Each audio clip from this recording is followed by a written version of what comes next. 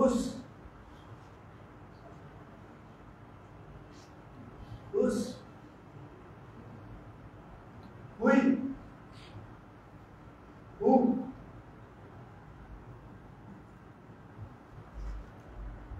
বা বা তি তি সু সু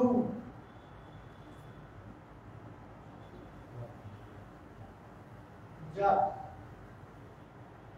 যা হা হাই হি জু ফু আচ্ছা, বুঝা গেছে।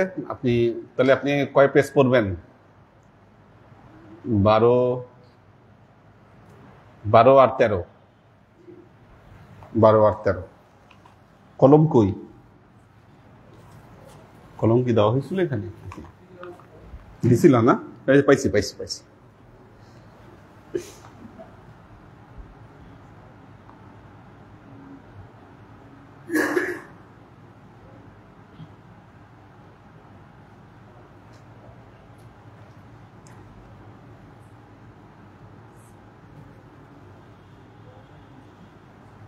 ফরহাদ উদ্দিন শাওন, তোমার পড়া ছিল কদ্দুর? কোনটা? না, তোমার তো মনে হয় 10 আর 12 না? হ্যাঁ ঠিক আছে, এটাই ঠিক আছে, এটাই পড়ো। কুল কুম কুল কুম কুই কু সুন শি শি সুচ, সুজ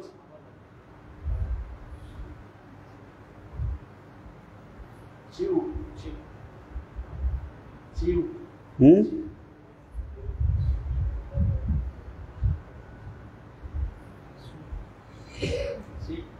চিউ না, সিন মিলতেছে কিসের সাথে? সিনের পরে কি? হ্যাঁ, সিনফা না, এটা কি?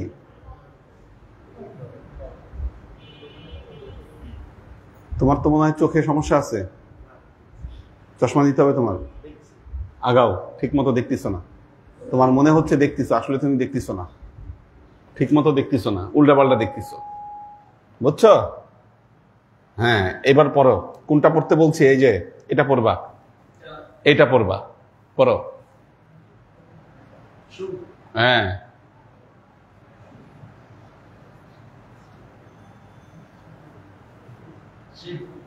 সুফ, হ্যাঁ চিউ চিউ লু লু এবার দেখছো চোখে পাওয়ার যে তোমার কম আছে একটু, লু দেখতে পাচ্ছে না পেছন থেকে আসলে। লু লু লু দুন দুন দুপ দুস দু দুস দু দুস হু হুস হুত হুস হু হু বা বা তি সি সু সু জু যা যা হা হি হে, হ্যাঁ, হে ইউ জু জু কেন? হু হুম, হু তা তা জি জিউ জু জু জু কেন? জু কেন? রু হ্যাঁ, রু আচ্ছা, তুমি ওকে, এটাই ছিল পড়া না? জি তুমি 12 আর 13 পড়বা।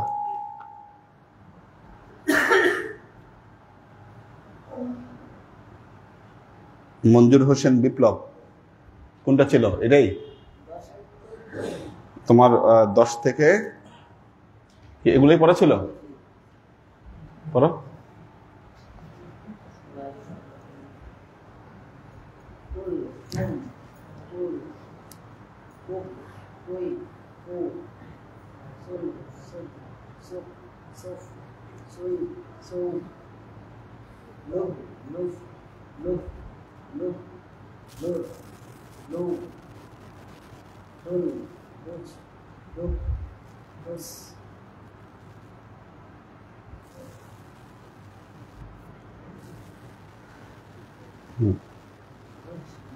কাজী কিবরিয়া বাদ গেছে।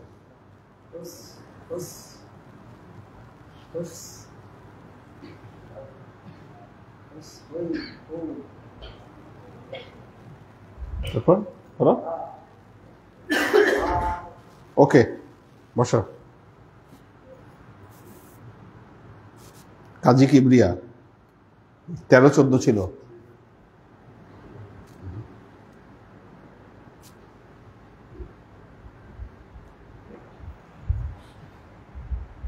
বাবা আলা কফা আসা সা ইয়ারো ইদা বিহি তাহু আওয়া কফ দালিকা। আচ্ছা দাঁড়ান, এখান থেকে পড়েন। কিতাবান মাআবান মাসান সাফার কিরামান। আচ্ছা, এখান থেকে পড়েন। ইয়াকু ইয়াকু কুকু ওয়া ওয়া না সরি ওয়াদু ওয়াফু, হ্যাঁ। ইয়ারমু আতলাসু বাসিরা কারিবা কবিরা নারী কুমার দলি পান আলিমান।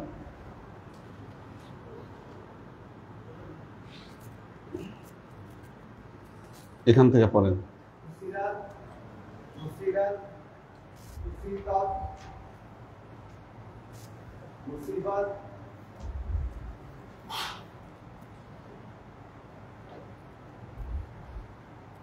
ফুতিহাত কাকুরাত আচ্ছা, এখান থেকে পড়েন। তালামুনা ইয়াস ইয়াস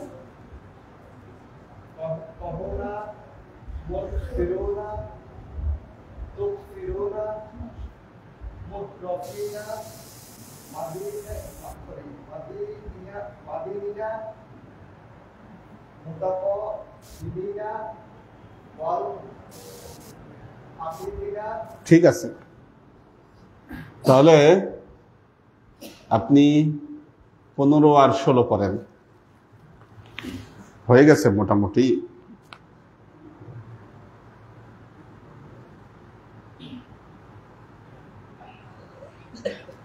রায়হান আজাদ আছে? মাহিন জুনিয়র? দাঁড়াও, 1 2 3 4 না? আচ্ছা, আজকে এই পর্যন্ত, বাকিদেরটা এর পরের ক্লাসে ধরবো নি, না নইলে এটার পিছিয়ে সময় চলে যাবে।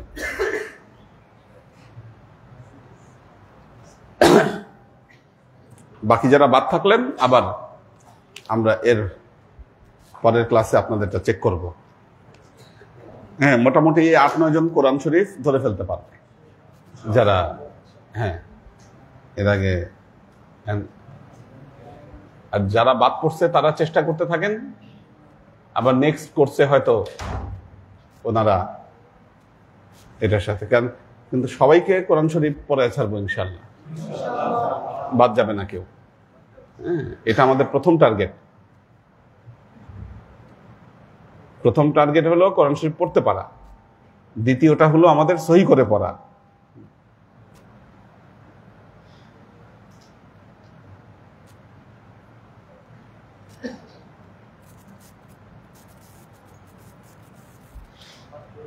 হ্যাঁ 5%।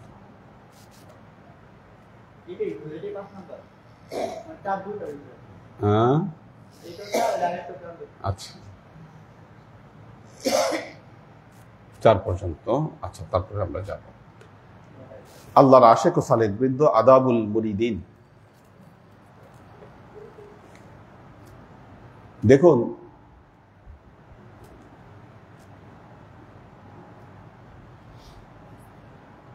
মুসলমানদেরকে প্রকৃত মানুষ তৈরি হতে হবে।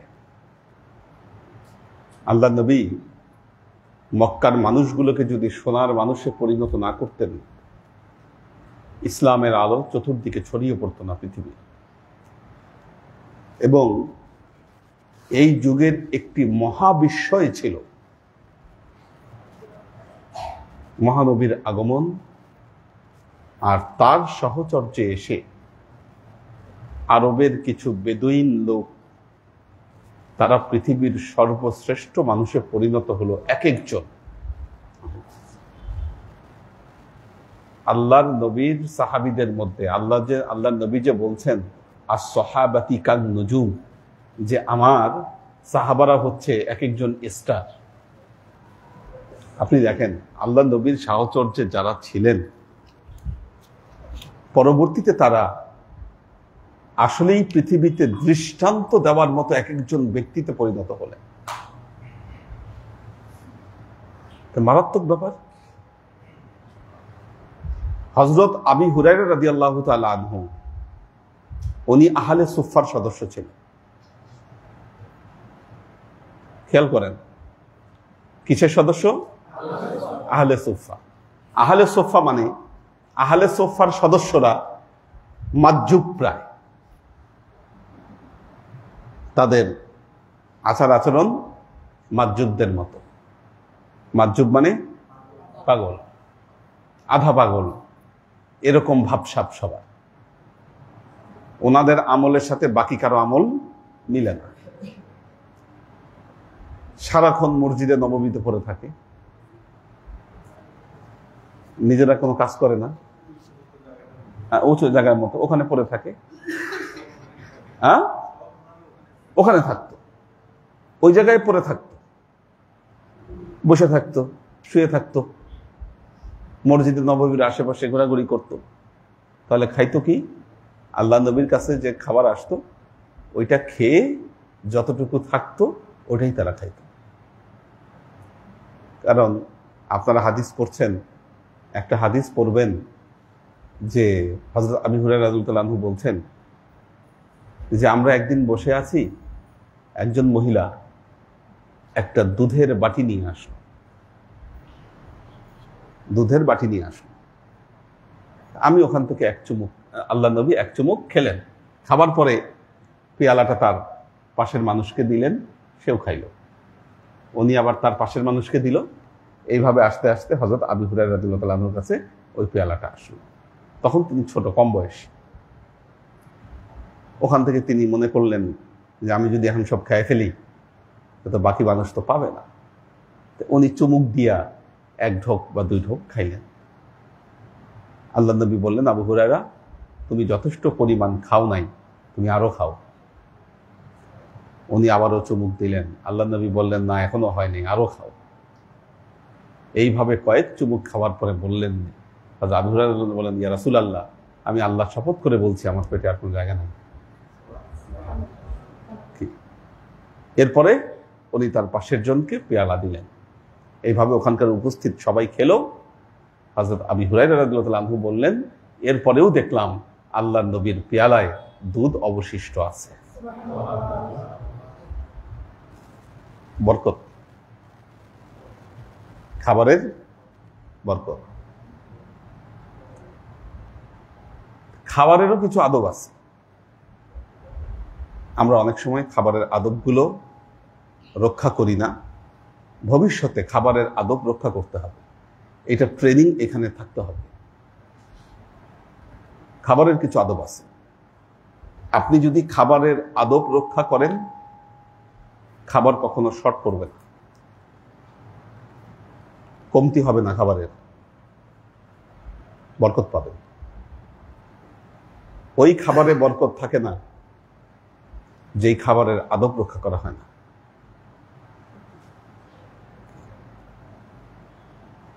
খাবার সামনে রেখে একসাথে সবাই মোনাজাত করে তারপর খাবার খাওয়া উচিত। আমাদের দরবারে যে তাবারুকগুলো করা হয়, তো এই বিষয়গুলো আমাদেরকে প্র্যাকটিস করতে হবে। আমরা ধাপে ধাপে আসব এই বিষয়গুলোতে। তো আহলে সুফার প্রসঙ্গে বলছিলাম, হযরত আবু হুরায়রা রাদিয়াল্লাহু তাআলা আনহু ছিলেন আহলে সুফার সদস্যের অন্তর্ভুক্ত, মাজুব ছিলেন বললাম, এবং আল্লাহর নবীর সাহচর্য কিন্তু উনি খুব বেশি দিন পান নাই। এটা আরেকটা মিরাকল। উনি কিন্তু 6-7 বছর বা এরকম সময় হবে আল্লাহর নবীর সাহচর্য পেয়েছিলেন, কিন্তু অধিক সংখ্যক হাদিস তিনি বর্ণনা করেছেন।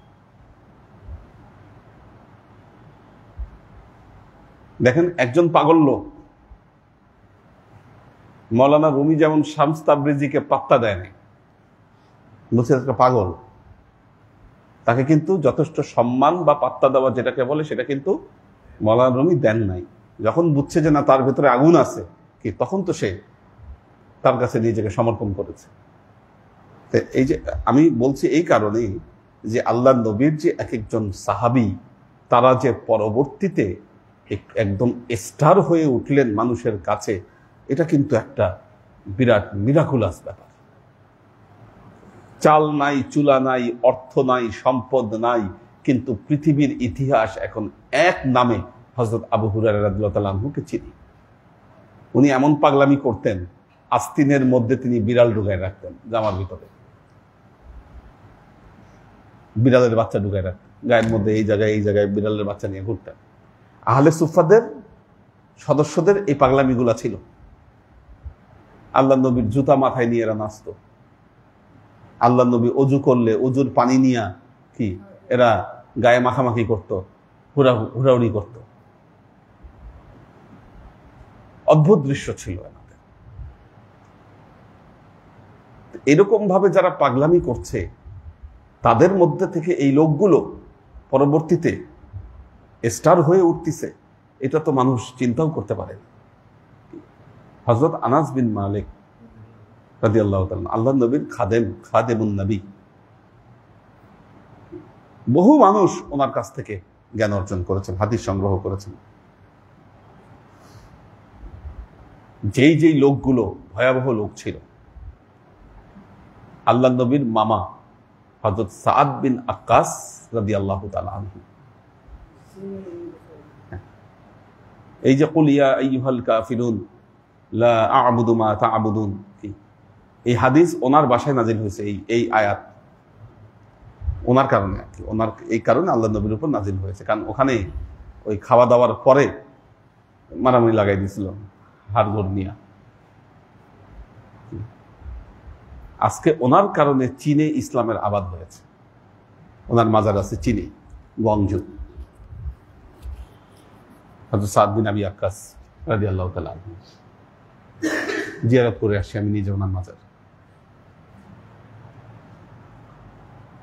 কেন, কিভাবে সম্ভব?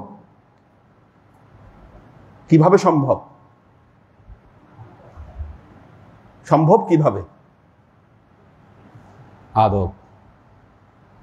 আদব, এই যে কানেকশন, এই যে ফায়েজ তারা আল্লাহর নবীর কাছ থেকে লাভ করলেন, এটা একমাত্র সম্ভব হয়েছে আদবের কারণে। এই জন্যই মৌলানা রুমি বলছেন, গারতু খারো সাঙ্গো মারমার শাবি চুনবে সোহবতে দিল রাসি গৌহার শাবি। তুমি যদি পাথর হও, মার্বেল হও, রাস্তার কাটা হও, যখন তুমি সোহবতে দিল, তুমি যখন তোমার সাহেবের দিলের তোমার জায়গা হবে, তখন তুমি মণিমুক্তায় পরিণত হবে। কি আল্লাহ নবীর প্রত্যেকটা সাহাবী এই মণিমুক্তায় পরিণত হয়েছেন। মুসলমানরা পৃথিবীতে আদবের জন্য বিখ্যাত।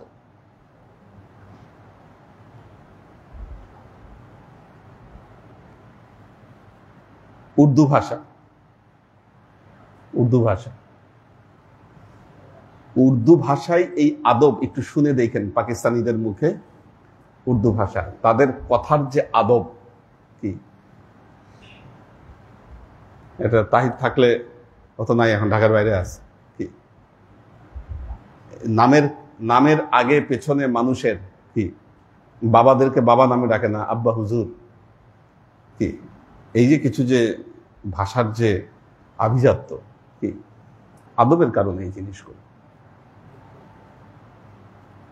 পুরো মুসলমানদের সভ্যতা অনেক দূর এগিয়ে দিয়ে গিয়েছে তাদের এই সভ্যতা, আদব। আদব ইসলামী সৌন্দর্যের অন্তর্ভুক্ত। আল্লাহর আশিক ও সালেক বৃন্দ, আল্লাহ নবী তার সাহাবীদেরকে যে জিনিসটি শিখিয়েছিলেন, আদব খুব চমৎকার ভাবে তাদের ভিতরে ঢুকিয়ে দিয়ে গিয়েছিলেন। কাজেই একটা জিনিস মনে রাখবেন, আমরা হাদিসে জিব্রাইলের দ্বারা আমরা জেনেছি যে জ্ঞান অর্জনের আগে আদব শিখো, আদব শিখো। আল্লাহ নবীর সাহাবেরা তাদের জীবনে এই আদবের অনুশীলন করে আসছেন প্রতিটা পদে পদে।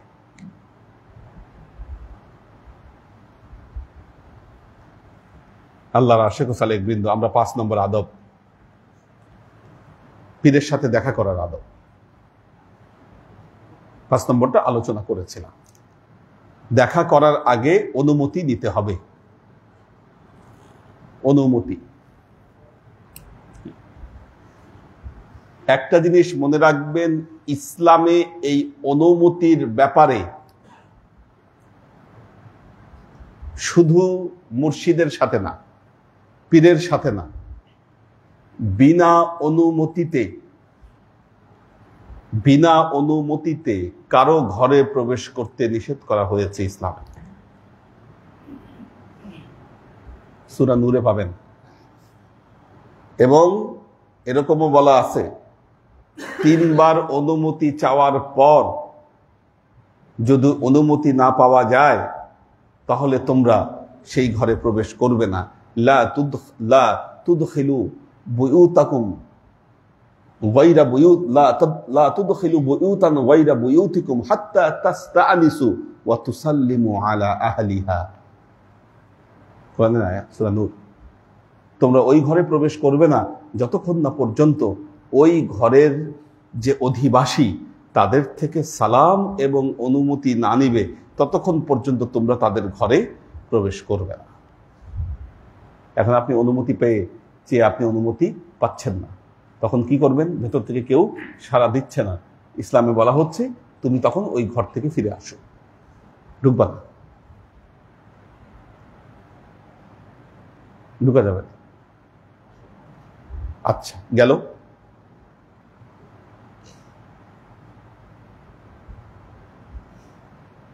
আমাদের কারো অনুমতি ছাড়া কারো গোপন কোনো বিষয়ে নাক গলানো যাবে না, এটা আদবের অন্তর্ভুক্ত। আদবের অন্তর্ভুক্ত। আপনি কারো মোবাইল পাইলেন, দেখি মোবাইলের মধ্যে কি আছে।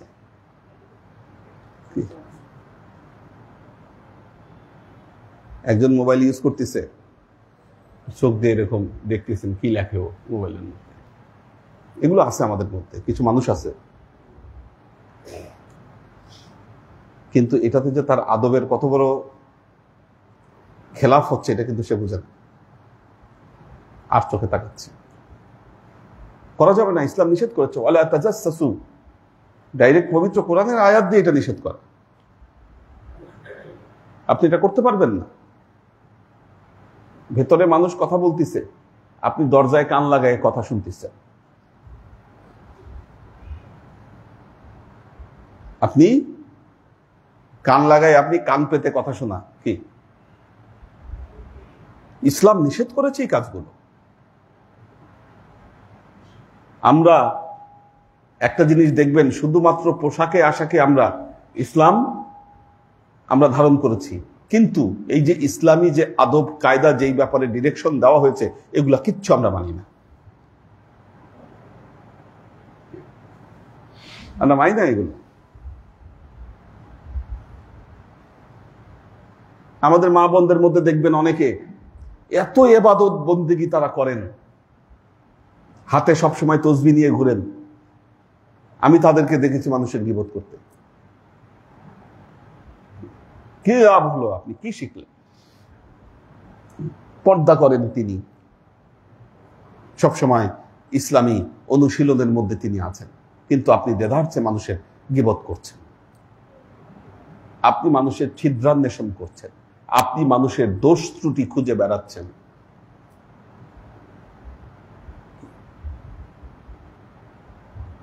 কি কাজে আসবে বলেন? আমরা যদি সত্যিকার অর্থে প্রকৃত মুসলমান আমরা হতে পারতাম, আল্লাহ তার রহমত আমাদেরকে দিবে না তো কাকে দিবে? আল্লাহ তার রহমত আমাদেরকে দিবে না তো কাকে দিবে এই পৃথিবীতে রহমত? সমস্যাটা হলো আমরা তো তার রহমত নেওয়ার যোগ্যতা অর্জন করতে পারি নাই। আমরা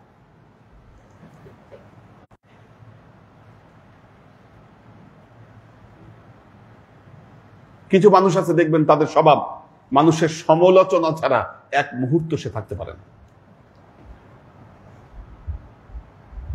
কথা বলতে গেলেই কার কার কার কার কি দোষ আছে, দোষ ত্রুটি আছে। আপনি সত্যি আল্লাহর বান্দা হলে তো নিজের দোষ ত্রুটি খুঁজতেই আপনি ব্যাকুল হয়ে যাইতেন। আপনি মানুষের দোষ ত্রুটি আপনি খোঁজার টাইম পাইতেন কোন জায়গায় বলেন?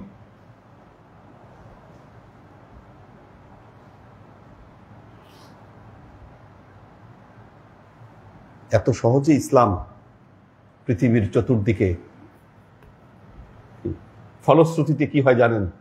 যারা মানুষের বদনাম বেশি করে, কি যারা মানুষের বদনাম বেশি করে, ফলশ্রুতিতে তারাই কিন্তু একসময় তারাই এই ফাঁদের মধ্যে পড়ে যায়।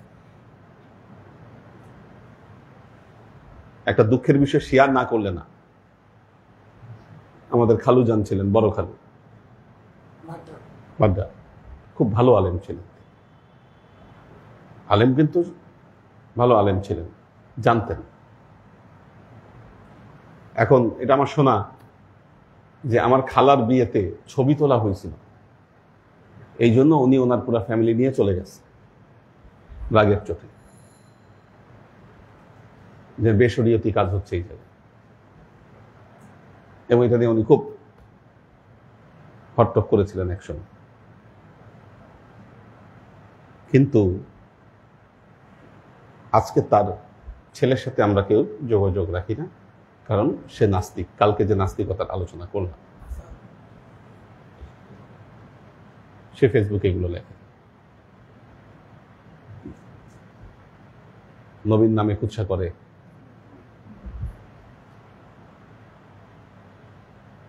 এই জন্য বলি, মানুষের দোষ ত্রুটি ধরার আগে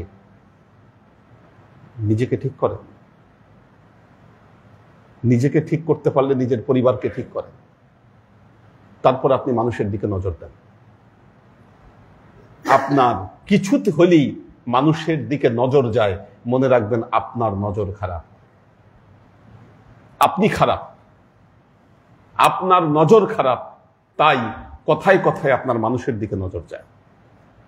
এই স্বভাব যাদের আছে, কোনো কিছু হলেই মানুষের দৃষ্টান্ত টেনে আনেন, মনে রাখবেন এনারা ভুলের মধ্যে আছে। কি মানুষের দৃষ্টান্ত টানার আগে নিজের পরিবারের দৃষ্টান্ত আগে আপনি নিয়ে আসেন। আজকে আপনি আরেকজনের সমালোচনা করছেন, পরবর্তীতে আপনার সন্তান সন্ততি যদি আল্লাহ না করুক তারা যদি সঠিক পথে না আসে, আপনি কি নিশ্চয়তা দিতে পারেন? বলেন। যে জামানা, যেই জগৎ,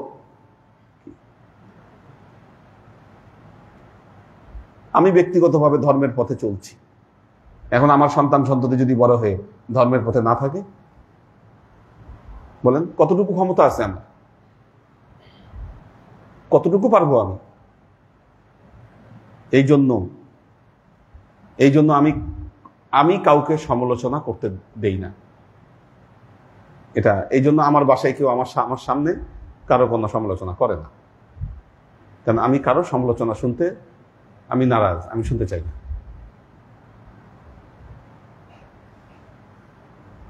না, আমি বলতে পারি না আমার কি হবে, আমি মানুষের সমালোচনা কেন করব? আল্লাহর আশিক সালেক বৃন্দ, আদব চর্চা এখানে দেখেন, আদাবুল মুরিদিন আপনাদেরকে পড়াবো। আদাবুল মুরিদিন তো পীরের সাথে মুরিদের কি আদব কি, কিন্তু মুরিদের আদব শুধু পীরের সাথে তো সীমাবদ্ধ না, আপনার সমাজে অবস্থিত প্রত্যেকটা মানুষের সাথে আপনার এই আদব আপনার জড়িত। বাইরে থেকে যখন এই যে তাহের আসছে বলতে বলতে, হ্যাঁ, পাকিস্তানের লোকজন কথা বলার সময় খুব আদব করে না, কারণ উর্দু ভাষার মধ্যে দেখছি পুরো ভাষার মধ্যেই আদব, এত আদব লেহাজ কথার মধ্যে ব্যবহার করে তারা। ফর্মাল ল্যাঙ্গুয়েজ গুলো খুব বেশি ব্যবহার করে, ফর্মালিটিস। এটা ইরানিদের মধ্যেও দেখছি। আপনি ওদের সাথে কথা বলতে গেলে ফোনে 30 সেকেন্ড খেয়ে ফেলবে শুধু ফর্মাল কথা বলতে, তারপর আসল কথায় আসবে। তো আল্লাহর আশিক ও সালেক বৃন্দ, দেখেন আপনারা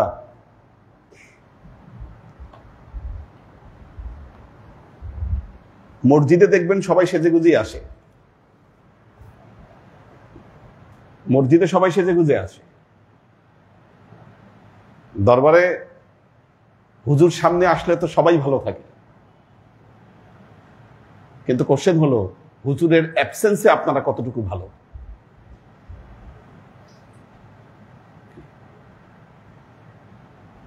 পীরবন্ধেরকেও বলি, বাইরের একটা মানুষ যখন এসে দরবারে দেখে যে আপনি আরেকজনের সমালোচনা করছেন, তখন তার কি হবে যে এরা এখানে এসে কি শিখলো? জুমার নামাজে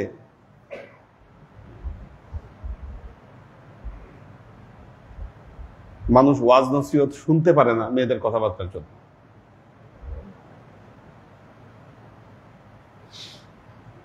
মেয়েদের কথাবার্তার জন্য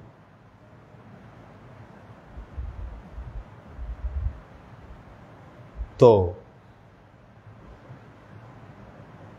আল্লাহর আশিক ও সালেক আসলে করবে কি? ছেলেরা প্রতিদিন তাদেরকে 4000 ওয়ার্ড কথা বলতে হয়, ছেলেদের ওয়ার্ড। মেয়েদের সেখানে 6000 ওয়ার্ড কথা বলতে হয়, মেয়েদের কথা বলতে হয়, মেয়েদেরকে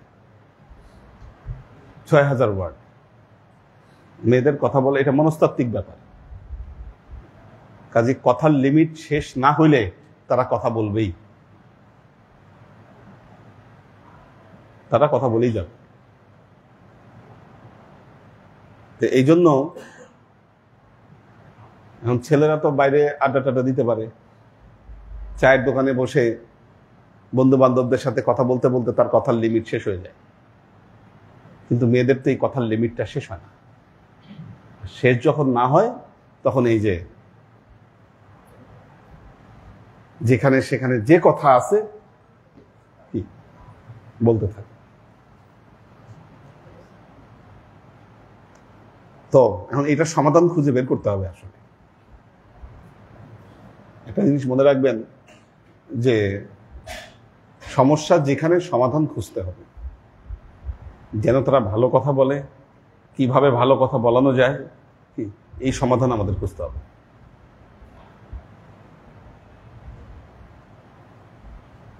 তো আল্লাহর আশিক ও সালেক বৃন্দ, যেটা বলছি মনে রাখবেন, মুরিদ হওয়ার জন্য আদব খুবই গুরুত্বপূর্ণ।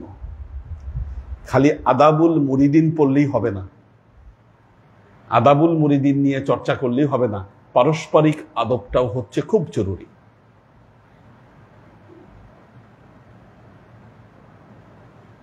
যে আদব আপনার পরিবারে থাকতে হবে, সমাজে থাকতে হবে, আর দরবারে তো থাকতেই হবে। কারণ এটা এমন একটা জায়গা, এখানে যদি আপনি চর্চা করতে না পারেন, আপনি চর্চাটা করবেন কোন জায়গায়? চর্চাটা আপনি করবেন কোথায়?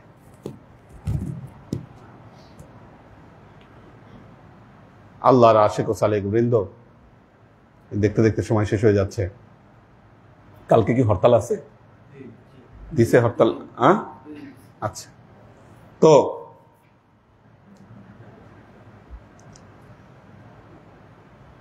আউযু বিল্লাহি মিনাশ শাইতানির রাজীম, এটা তো আমাদের হয়েছিল না? 4 নম্বর।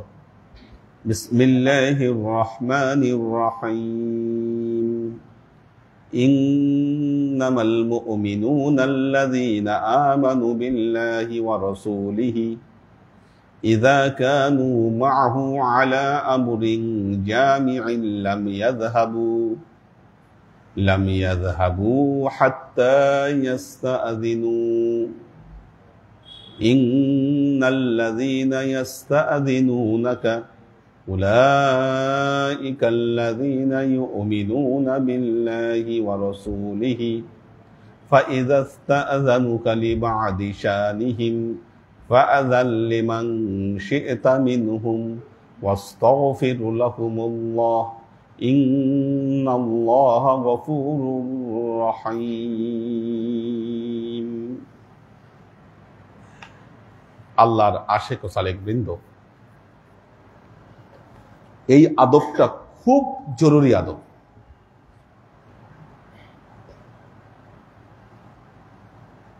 খুবই জরুরি আদব। ইন্নামাল মুমিনুন, নিশ্চয়ই মুমিনেরা, আল্লাযীনা আমানু বিল্লাহি ওয়া রাসূলিহি, যারা আল্লাহর প্রতি এবং রাসূলের প্রতি ঈমান এনেছে, ইযা কানা মাআহু আলা আমরিন জামিআইন, যখন তারা কোনো একটা কাজে একত্রিত হয়, সমষ্টিগত ব্যাপারে তারা যখন একত্রিত হয়। ইযা কানু মাআহু আলা আমরিন জামিআইন, জমায়েতগতভাবে কোনো একটা কাজে যখন তারা একত্রিত হয়। লাম ইয়াযহাবু, তারা যাবে না। হাত্তা ইয়াযিনুহু, যতক্ষণ না পর্যন্ত, ইয়াস্তাযিনুহু, যতক্ষণ না পর্যন্ত তাদেরকে অনুমতি দেওয়া হবে।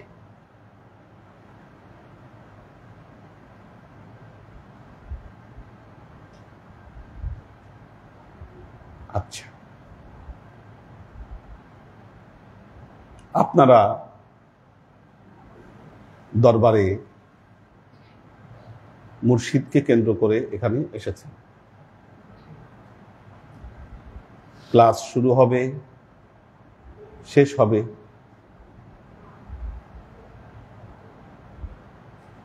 একটা জিনিস মনে রাখবেন,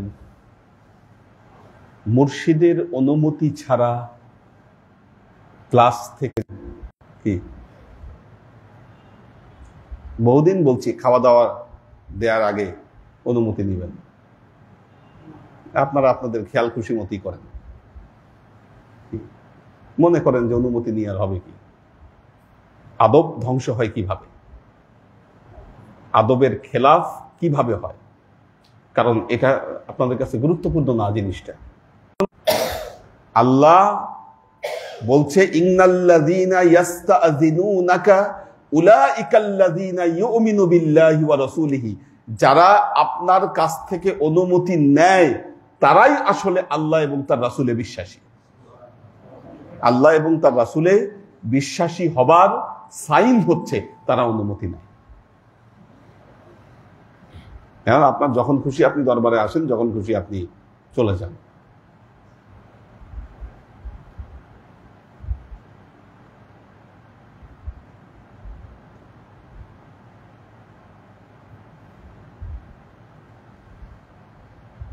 দরবারে ক্লাসে এসে আশেপাশে ঘুরে বেড়ান,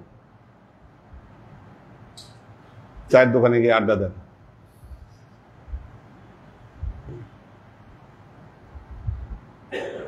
বাচ্চা পোলাপাইন নালে করে। ওই দিন শুনলাম কে কার বাসায় ডাকতে গেছে, বলছে হুজুর ডাকছে। বাচ্চারা আর কি একজন আরেকজনের বাসায় গিয়ে বলছে হুজুর ডাকছে। আমার কথা বলে এরা বাসা থেকে ডেকে নিয়ে আসতে গেছে। তো বাচ্চারা করতে পারে, কিন্তু আপনারা করেন কিভাবে? আদব কিন্তু ব্রেক এখান থেকে শুরু হয়। আপনি আদবের ক্লাস করতে যাবেন, আদব শিখতে যাবেন, প্রথমে আদব শিখার আগে আপনাদের ল্যাক কোথায় আপনি সেটা ধরেন। আদবের ক্লাস করা মানে আপনাকে ছাকনি দিয়ে এখন এটা ঠিক করতে হবে, তাহলে আমি আদবের ক্লাস নিলাম, আপনারা পরীক্ষাও দিলেন, পাশও করলেন, কিন্তু কোনো ইমপ্লিমেন্ট হলো না।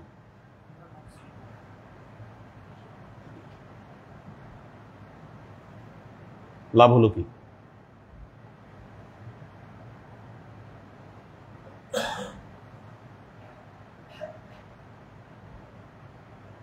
আল্লাহর আশিক ও সালেক বৃন্দ, এভাবে হচ্ছে না। আর হচ্ছে না বলেই যেভাবে আল্লাহর রহমত পাওয়ার কথা ছিল কি সেটা আমরা অর্জন করতে পারছি না।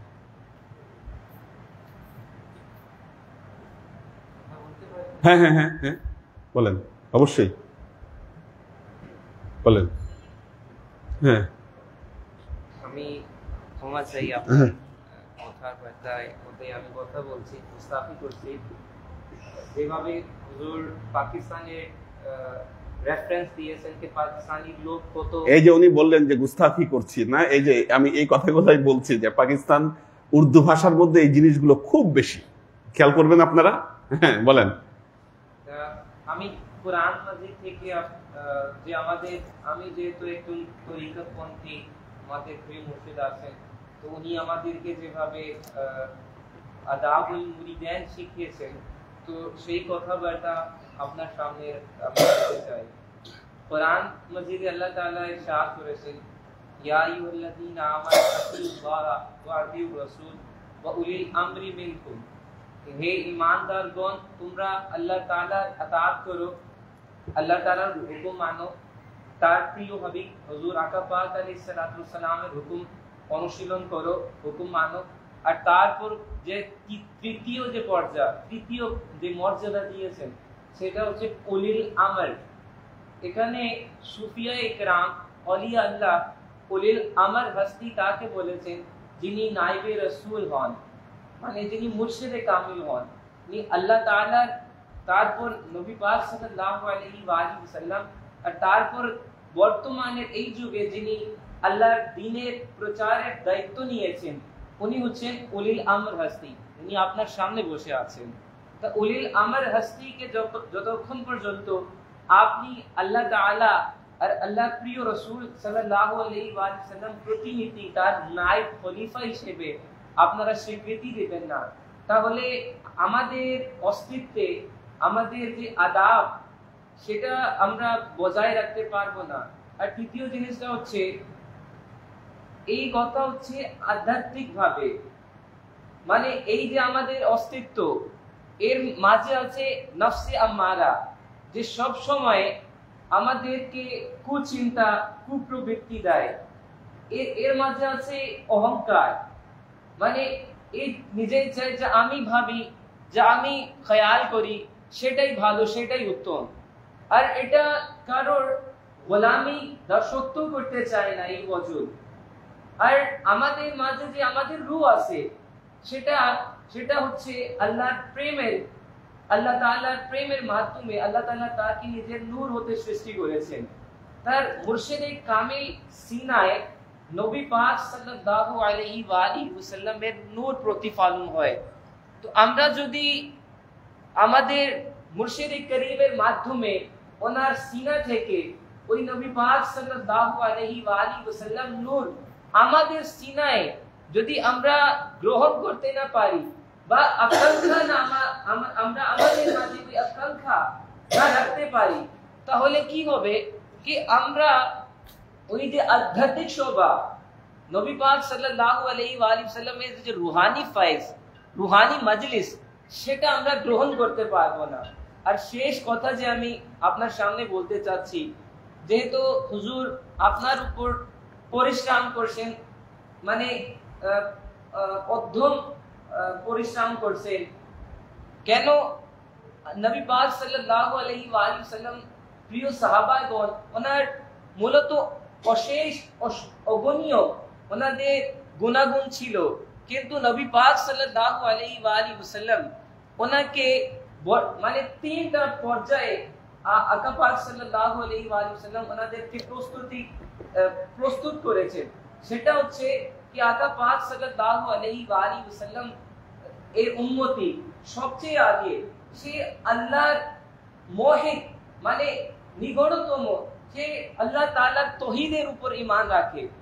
তারপর হচ্ছে সে নবী পাক সাল্লাল্লাহু আলাইহি ওয়া আলিহি ওয়াসাল্লামের সে বিনীতভাবে আকা পাক সাল্লাল্লাহু আলাইহি ওয়া আলিহি ওয়াসাল্লামের উম্মতি হয়ে আকা পাক সাল্লাল্লাহু আলাইহি ওয়া আলিহি ওয়াসাল্লামের সে হুকুম মানে।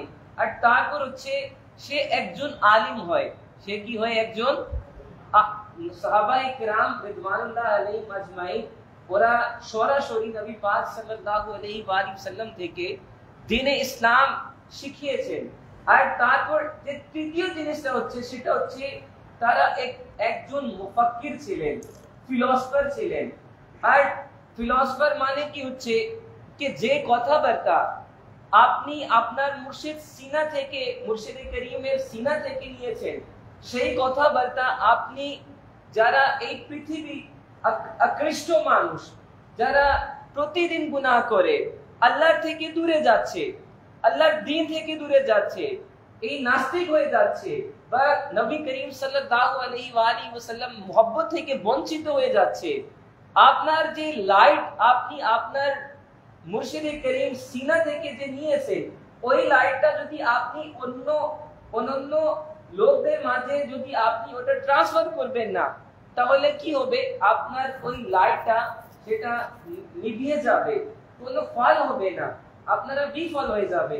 তো সাহাবায়ে কেরাম রিদওয়ানুল্লাহ আলাইহিম আজমাইন ওরা যেভাবে ইসলামের আলো আকা পাক সাল্লাল্লাহু আলাইহি ওয়া আলিহি ওয়াসাল্লাম থেকে নিয়ে ওনাদের চিন্তা ছিল। শেষ কথা আমি বারবার কথা বাড়াচ্ছি, হযরত উমরে ফারুক রাদিয়াল্লাহু তাআলা আনহু উনি একদিন মসজিদে নববী সাল্লাল্লাহু আলাইহি ওয়াসাল্লাম বসেছিলেন, খুবই গভীর চিন্তায় বসেছিলেন। আর অন্যদিকে সাহাবায়ে কেরাম রিদওয়ানুল্লাহ আলাইহিম আজমাইন ওরা নফল নামাজ পড়ছিলেন। তো হযরত উমরে ফারুক রাদিয়াল্লাহু তাআলা আনহুকে এই গভীর চিন্তায় দেখে আকা পাক সাল্লাল্লাহু আলাইহি ওয়াসাল্লাম প্রশ্ন করলেন, হে উমর, আপনি এত গভীর চিন্তায় কেন গিয়েছেন? কেন উদ্বিগ্ন আছেন আপনি?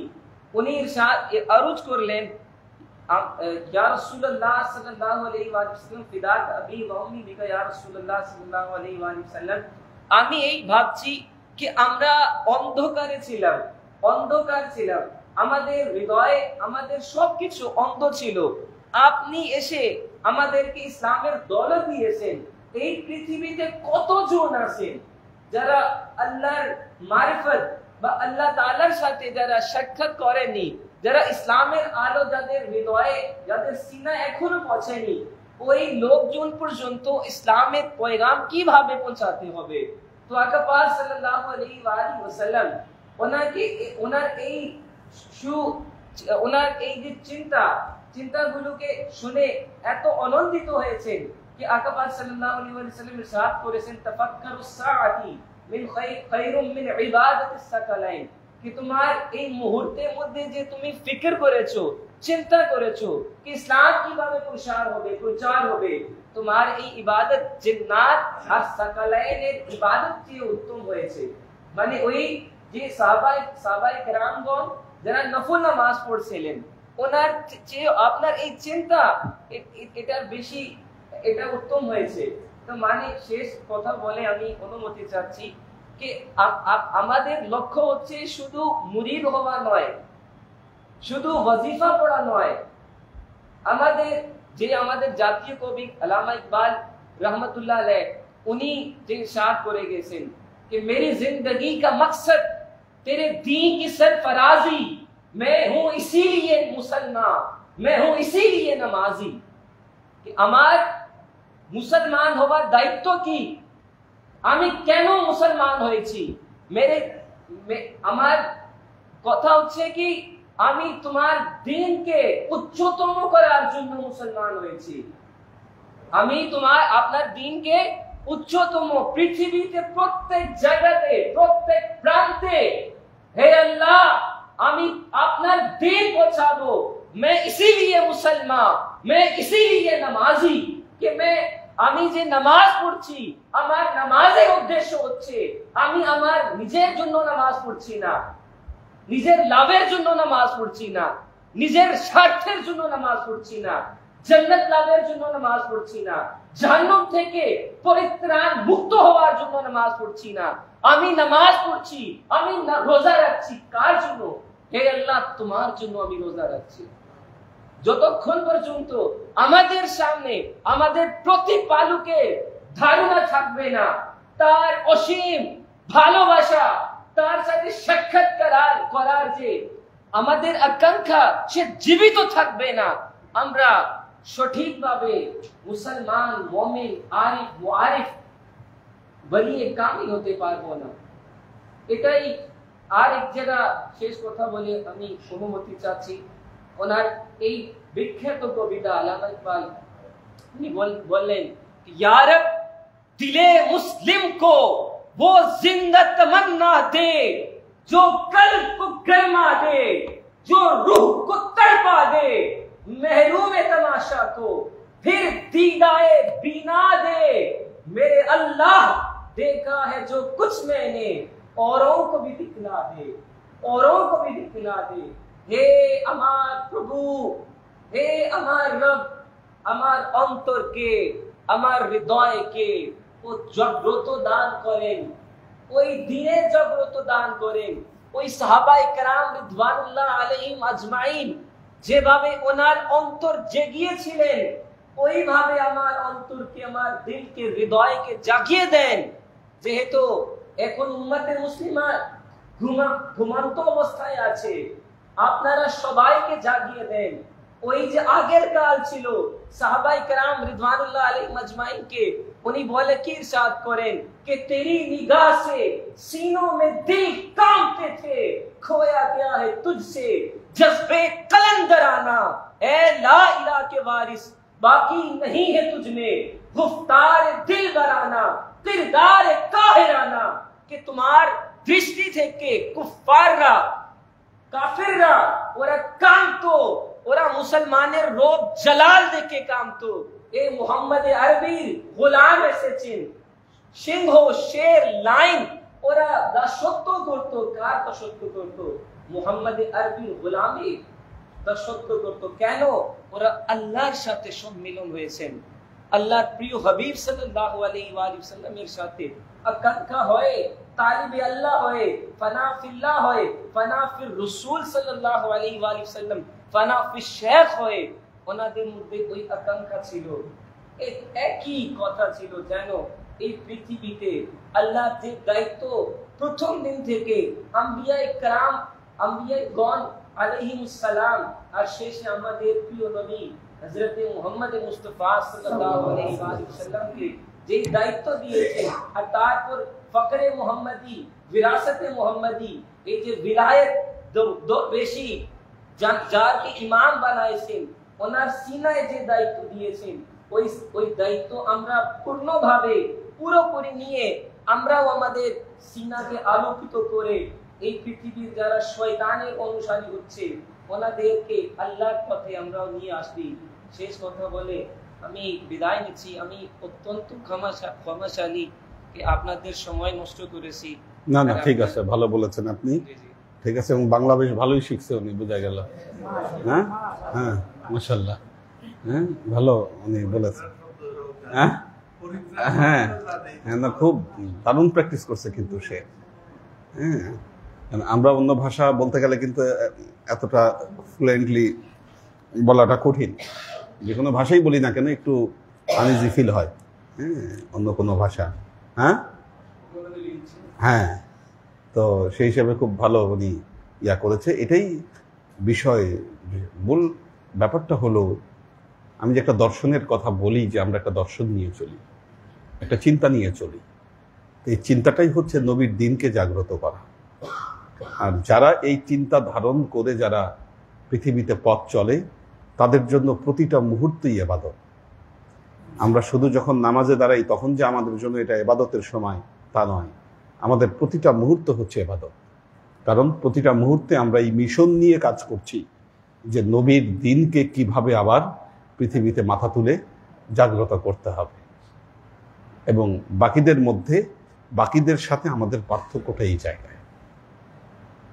আমরা আমাদের নিজেদের উন্নতির জন্য আমরা ইসলামের চর্চা করছি না, আমরা চর্চা করছি নবীর দিনকে জাগ্রত করানোর জন্য। তো বিষয় হলো, এবং এটার জন্য, এই কাজটা করার জন্য আপনাদের প্রাথমিকভাবে যেটা করতে হবে সেটা হলো নিজেদেরকে তৈরি করতে হবে। আর নিজেদেরকে তৈরি করার জন্যই আদবের বিষয়টা প্রথমেই আসবে। আমাদের সিস্টেম অনেক কিছু চেঞ্জ করতে হবে, অনেক কিছু চেঞ্জ করতে হবে। কারণ গত শবে বরাত বা শবে বরাতই মনে হয় আমি বলেছিলাম যে আমি আপনাদের সাথে গিয়ে খাবো ওখানে দরবারে, মসজিদে, হ্যাঁ, শবে বরাত। তো গিয়ে যেটা বুঝলাম, হয় আমি আসবো, আপনারা চিন্তা করেন নাই, আপনারা চিন্তা করেন নাই যে আমি আসব, অথবা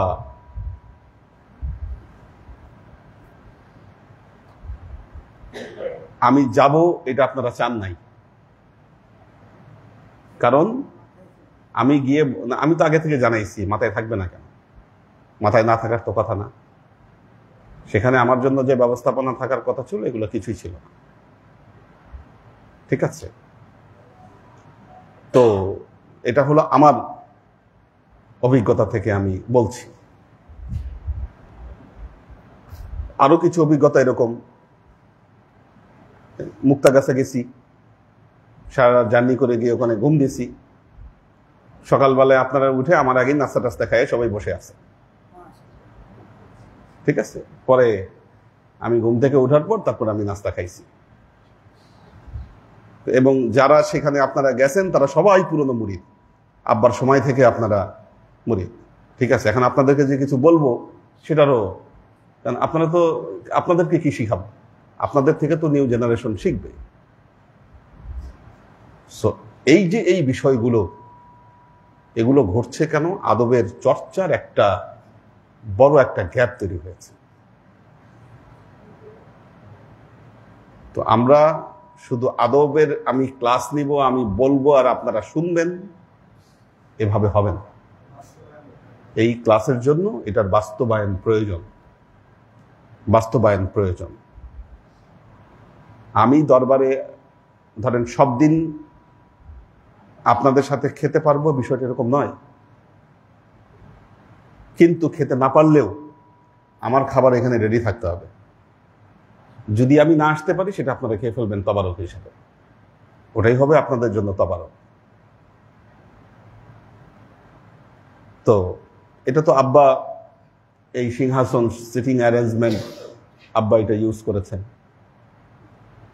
আমাদের দরকার হলে আমরা আরো লো ইয়া করতে পারি, আমার সময় এত উঁচু না করে আর একটু গদির মতো আর কি, গদি সিস্টেম ওইভাবেও যেতে পারি, যাতে এখানে বসা, খাওয়া দাওয়া করা, এই জিনিসগুলো সুবিধা হয়। এগুলো চর্চার মধ্যে থাকতে হবে। আদব একটা জিনিস মনে রাখবেন, এটা একদিন দুই দিনে এই চর্চা হওয়ার কথা না। এটা প্র্যাকটিসের উপর রাখতে হবে। কারণ শয়তান সবসময় আপনাদের পিছে লেগে আছে। শয়তান আপনাদেরকে ডিরেইল করবে, চেষ্টা করবে যে আপনাদেরকে পথ থেকে সরিয়ে দিবে। আল্লাহ আমাদেরকে তৌফিক দান করুন। বারাকাল্লাহু লানা ওয়া লাকুম ফিল কুরআনিল আযীম ওয়া নাফা'ানা ওয়া ইয়্যাকুম লা আয়াতি ওয়া যিকরিল হাকীম ইন্নাহু তাআলা জাওয়াদুন কারীমুম মালিকুন বাররাউফুর রহিম। দিয়ে দেন।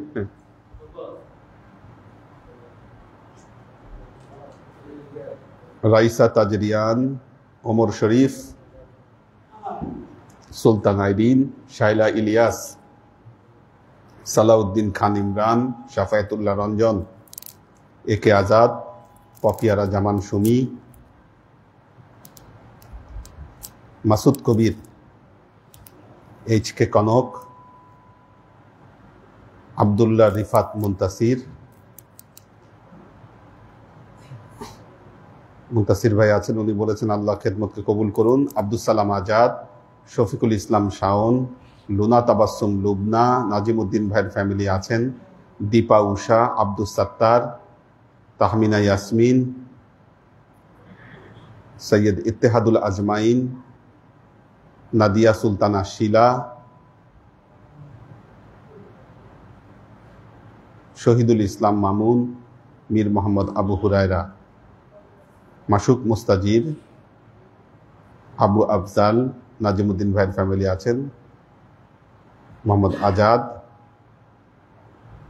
মালয়েশিয়া থেকে কোরবান আলী, ইঞ্জিনিয়ার আলমগীর হোসেন, সুরাইয়া আক্তার, আবুল হোসেন পারভেজ, আমাদের হাসিব ভাই আছেন,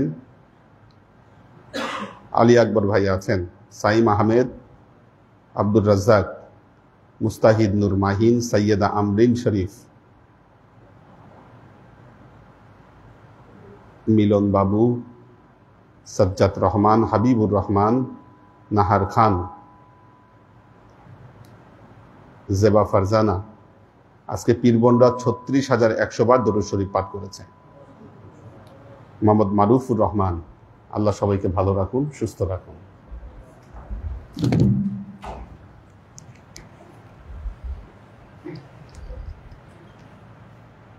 اللهم آمين.